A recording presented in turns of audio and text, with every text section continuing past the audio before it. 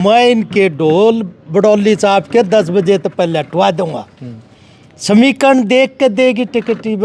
जैसे इन्होंने ब्राह्मण को टिकट दी, ब्राह्मण को टिकट दी, अब जाट नहीं पाकिस्तान का बना देंगे ब्राह्मण। दीपेंद्र हुड्डा तो बार बार एक ही बात करे कि मैं चुनाव लड़ूंगा लड़ूंगा लड़ूंगा। मैं भी कह रहा हूँ, मैं भी सोनीपत से चुनाव लड़ूंगा लड़ूंगा, ये सबका अधिकार है। नमस्कार, आप देख रहे हैं हरियाणा स्पेस। मैं हूं अनिल खत्री। इस समय गोहाना में मौजूद हैं और हमारे साथ कांग्रेस के सीनियर लीडर मुकेश ताल हमारे साथ मौजूद हैं। ताल साहब, बहुत बहुत स्वागत है। धन्यवाद। हरियाणा स्पेस का हमको याद किया। आपके सभी दर्शकों को नमस्कार। ताल साहब, भाजपा ने तो सभी उम्मीदवारों की लिस्ट भी जारी कर दी और जो प्रत्याशी हैं वो वोट मांग रहे हैं। जिस तरह कांग्रेस की बात करें तो कांग्रेस की अभी तक लिस्ट भी नहीं आई है और बड़ी चर्चाएं हैं कि कांग्रेस को उम्मीदवार भी नहीं मिल रहे हैं। गजब की बात पूछी। अब हमारे तो सबसे ज़्यादा उम्मीदवार टिकटार्थी है पूरे हरियाणा में। बीजेपी ने नहीं उम्मीदवार मिल रहे थे, चाहे तो हमारे ले रहे हैं, कांग्रेस के गए हुए। और कोई सवाल पूछो बड़ा बढ़िया है जिसका जवाब दें। फिर लिस्ट क्यों नहीं आ रही कांग्रेस की? लिस्ट की तो टगी है। कांग्रेस तो बड़ा देश, बड़ी पार्टी, बड़े सबसे ज़्यादा चुनाव कांग्रेस ने लड़ना है। बीजेपी 5-4 स्टेट में लड़े, इसने पूरे भारत में लड़ना है। लेकिन जिस तरह से बयान आ रहे हैं जो पार्टी के बड़े बड़े नेता है वो चुनाव लड़ने से भाग रहे हैं। नहीं, कोई नहीं भाग रहा। और बड़े नेताओं को तो टिकट भी नहीं देनी चाहिए, कांग्रेस पार्टी देगी नहीं, क्योंकि ये तो इनके मुकाबले में तो ये छोटे नेता हमारे कैसे बतेरे। फिर जो पार्टी के बड़े नेता कह रहे हैं कि भी तू लड़ ले, वो लड़ेगा तो मैं लड़ूंगा, वो नहीं लड़ेगा तो मैं नहीं लड़ूंगा, तो इसमें क्या देखा जाओगे कांग्रेस पार्टी में? या पार्टी से बाहर की चर्चा गर्म हो रही है अनिल जी। कांग्रेस पूरी तरह से तैयार है चुनाव लड़ने के लिए और 10 की 10 सीटें हरियाणा में जीतेंगे। और जो नेतृत्व है कांग्रेस का बड़ा मजबूती से चुनाव लड़ेगा और कैंडिडेटों में भी हरियाणा में बहुत समय है और कांग्रेस हमेशा से ही समय का सदुपयोग करती रहती है। हमारी तो कांग्रेस हमेशा ही 10-15 दिन पहले टिकट डिक्लेयर किया है। फिर जो दुष्यंत चौटाला है वो भी कह रहे हैं, भाई चौटाला भी कह रहा है, भाई डरे हुए हैं, भूपेंद्र सिंह हुड्डा भी डरे हुए हैं, हार के डर से चुनाव नहीं लड़ रहे। आप मन अपना वो बात दोबारा दोहरानी पड़ेगी। मैं इनके ढोल बडौली साहब के 10 बजे तो पहले हटवा दूंगा। समीकरण देख के देगी टिकट। समीकरण हमारे पक्ष में है, चाहे किसी को टिकट दे दे। अभी से ये आ रही है चर्चा, आप लोगों ने भी सुनी है, टिकट बदलेंगे, टिकट बदलेंगे। क्यों बदलेंगे भाई टिकट? के खराबी है नेताओं में? वो डर रहा है मोदी जी। इस देश के अंदर 2 ही नेता हैं। एक अगेंस्ट करप्शन के पैदा हुआ, वो जेल में है, और उसको पाक साफ इसलिए नहीं कह सकते, उसके सारे मंत्री जेल में। एक नेता मोदी है, इसने जेल में करे कौन? इसने जिया जनता करेगी इस चुनाव में।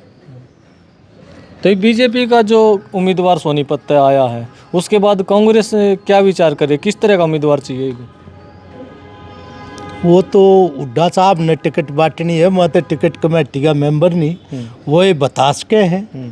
और टिकट तो चाहे मेरे को दे दे, मैं भी जीतूंगा। नहीं, किसी को भी दे दें वही जीत जाओगा, या कुछ समीकरण भी हैं सोनीपत लोकसभा के? अरे समीकरण तो हर एक चुनाव के होते हैं, और यहाँ सोनीपत का क्यों नहीं होगा? क्या समीकरण है फिर? अब बीजेपी का जो उम्मीदवार उसके सामने क्या समीकरण है कांग्रेस का? आपने भी तो कुछ सुना होगा, उसका जवाब पूछ लो मेरे, मैं जवाब दे इसको। क्योंकि टिकट का अधिकार तो उन्हें ना, मैं कमेटी का मेंबर। मैं टिकटार्थी हूँ, जरूर हूँ। मैं टिकट की प्रार्थना करता हूँ और आपके माध्यम से भी करता हूँ। फिर अगर आप एक बात करोगे 10 बजे तक डोल ठवा दूंगा, क्या समीकरण बनाए आपने 10 बजे तक डोल ठवा दोगे? देखो, यहाँ पे समीकरण जो है बीजेपी का, ना तो कोई हरियाणा में जन समर्थन है। एक ढोल पिटिया पहले राजकुमार सैनी ने पिटा, जाट गैर जाट, जाट गैर जाट। अब भी वही समीकरण है और इनकी कोई वोट नहीं। और अब तो वोट कुछ बनी थी वो भी खिसक गई।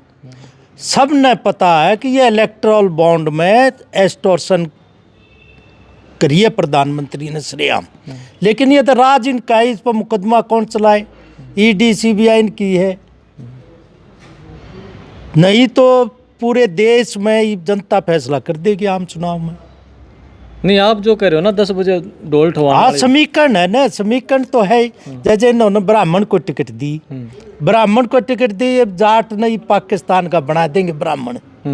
अब जाट गैर जाट, जाट गैर जाट, इसमें मेरे को टिकट देने में ऐसा है, अगर मैं सारी बरादरियाँ साथ आदमी हूँ, मैं तो बनिए की तो कई और बात न गालने भी गालना मानते लोग तो, और ये बामणा ने भी मैं खीर खुआ दूंगा, ये भी मन नहीं वोट दे दूँ, तो ये मुश्किल है अपना कैंडिडेट आए पाचे किसी और को वोट देना।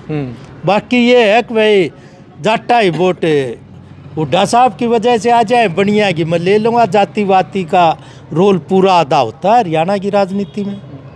फिर एक चर्चा ये भी चल रही है भूपेंद्र सिंह हुड्डा बीजेपी से मिला हुआ है, बीजेपी जैसे कह रही है वैसे ही हुड्डा टिकट देगा, तो फिर बीजेपी आरोप क्यों ला रही है? इन्होंने हुड्डा साहब न कह बटुआ क्यों नहीं दी भाई? ये तो सब अत्री साहब कहने की बात है।